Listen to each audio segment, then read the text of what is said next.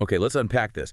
Today, we're taking a deep dive into something really significant, minimum wage, specifically in the Philippines. That's right. We're looking at the recent attempts in Congress to actually legislate a wage increase. We've got some source material laying out the different perspectives on why things didn't quite, well, pan out. Exactly. Our mission here is to, cut through some of the noise surrounding the proposed wage hike bills.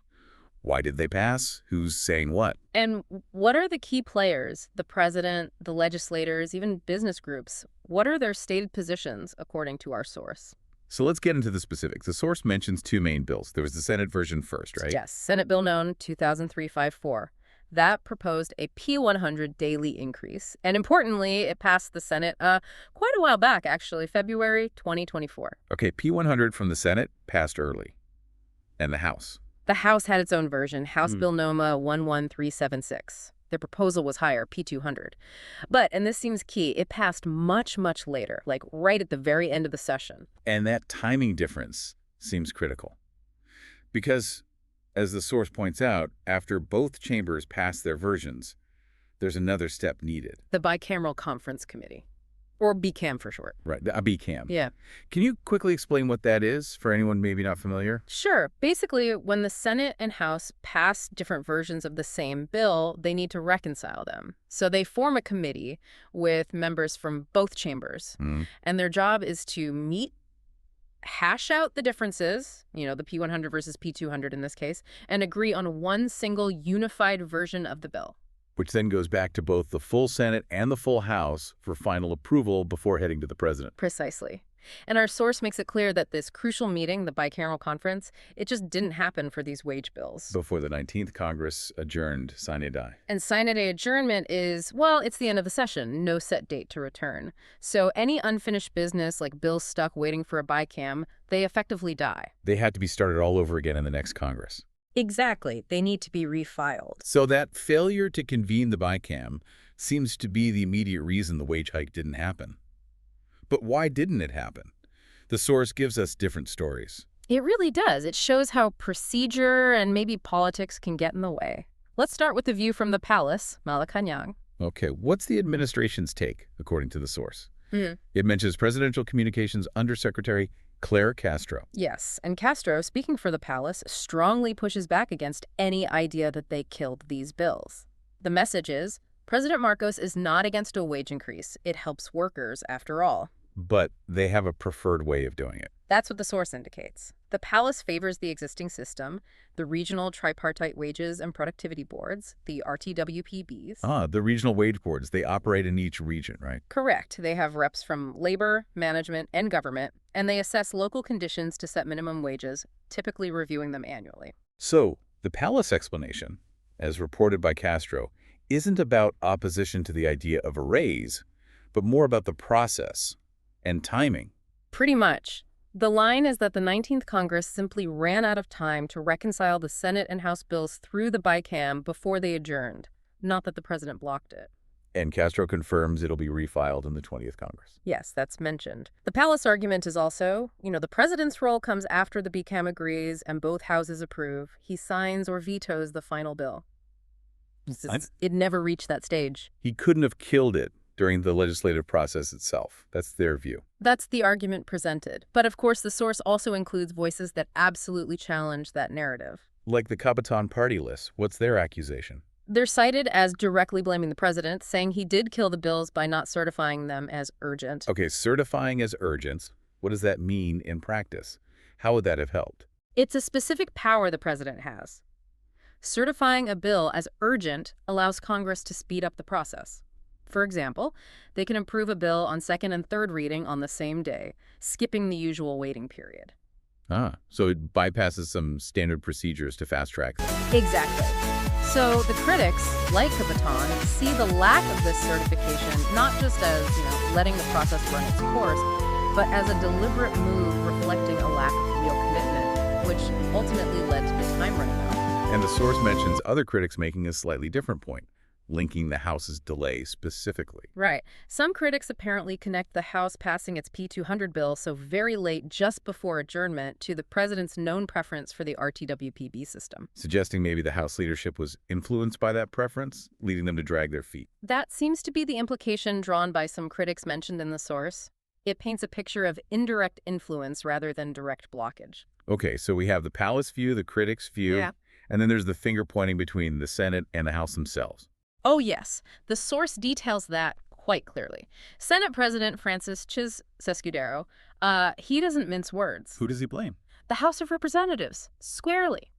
He points out, look, the Senate did its job, passed the P-100 bill way back in February 2024, over a year before the session ended, practically. While the House waited until the very last minute with their P-200 version. Exactly. Escudero, as the source reports it, sounds quite frustrated. He basically accused the House of acting late and then trying to, quote, pass the buck to the Senate when the bills failed. He questioned why they waited so long. The source even says he mentioned that he and Senator Villanueva tried to get the House to just adopt the Senate version to speed things up. Yes, suggesting a potential path to passage was offered but not taken by the House from his perspective. But the House has its own story. What does their spokesperson, Princess Abante, say according to the source? A completely different take. Abante is quoted saying, no, it was the Senate that killed the bill, Oh. by not agreeing to actually hold the bicameral conference meeting before they adjourned. Wow. So the Senate blames the House for delaying the bill until the last second, making a BCAM impossible.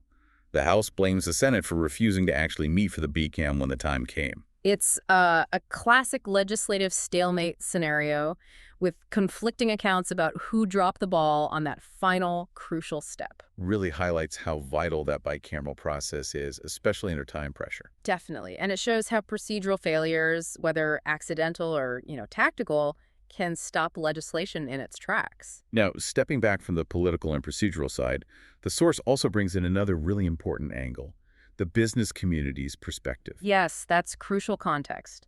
Groups like the Philippine Chamber of Commerce and Industry, the Employers Confederation of the Philippines, ECOP, and the Makati Business Club, they had concerns. What were their main worries about a legislated wage hike, like the P-100 or P-200 proposal? The big one mentioned is inflation.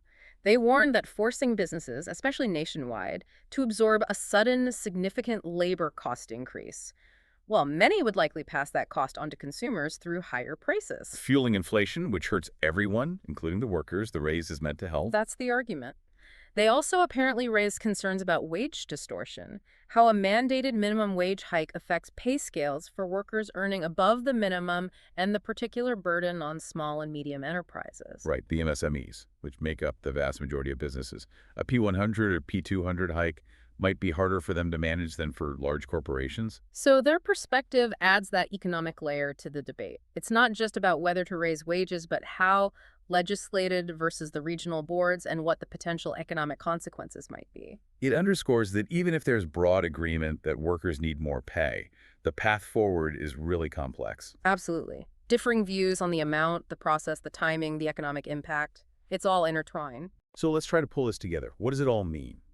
We've looked at the source, seen the different narratives about why these wage hike bills didn't make it through the 19th Congress. We heard the palace's position, via Undersecretary Castro, denying they killed the bills, emphasizing the president prefers the RTWPB process, blaming the lack of time for the BICAM before adjournment, and confirming plans to refile. But we also saw the counterarguments presented in the source. The Cabada party list blaming the president for not certifying the bills as urgent. And other critics connecting the House's late action directly to the president's preference for the regional wage boards, suggesting a kind of indirect influence on the timeline. And then the direct conflict between the chambers. Senate President Escudero pointing the finger at the House for acting too late after the Senate passed its resignation. While House spokesperson Abante fired back, saying the Senate killed it by refusing the BICAM meeting itself. A real he said, she said situation between the legislative bodies. And layered underneath all that political and procedural drama, we have the context from the business groups. Right. Warnings about inflation, wage distortion, the impact on smaller businesses if a large legislated hike went through. It's a key part of the whole picture. So this deep dive really highlights that, okay, maybe everyone agrees wages need to go up, but the how and when, Well, that's where the disagreements, the procedural roadblocks, and maybe the political maneuvering come in. And these debates aren't over. They're set to continue in the 20th Congress. Definitely. Which brings us to a final thought for you, our listener, to maybe ponder. Given what we heard, especially Senate President Escudero's comments about the House waiting until the final days, how much do you think the timing of legislative action or inaction actually influences whether important bills pass or fail? Regardless of their supposed merit or public support? Yeah. Is the legislative calendar itself, the deadlines, the procedures, sometimes used as a strategic tool, or does it just become an unintentional trap for policies like this? Something to think about.